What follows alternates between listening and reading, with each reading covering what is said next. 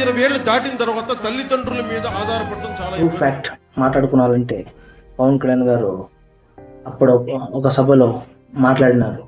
ఒక ఏజ్ తర్వాత ఒక మనకి ఇప్పుడు ఒక 18 ఏళ్ళు, ఒక 20 ఏళ్ళు తర్వాత ఒక మిడిల్ క్లాస్ ఒక పిల్లోడికి ఎలా ఉంటుందంటే అన్ని సమస్యలు ఉంటాయి.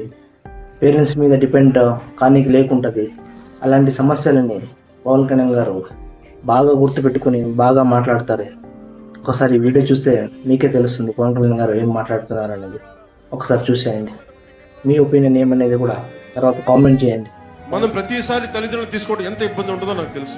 నాకు కూడా ఒక వయసు వచ్చే వరకు నాకు డబ్బులు సంపాదించి నాకు తెలియదు. తిని తిమ్మరాజులా ఇంట్లో కూర్చునేవాడు.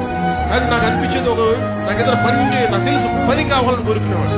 నాకు ఇంట్లో అటు ఇటు ఇబ్బంది లేక నేను మీ అంత గొప్పగా చదువుకోలేదు. కానీ నేను కోరుకుంది కనీసం నా జీవితం ఆశయంతో 5,000 రూపాయలు ఉద్యోగం సంపాదించాను.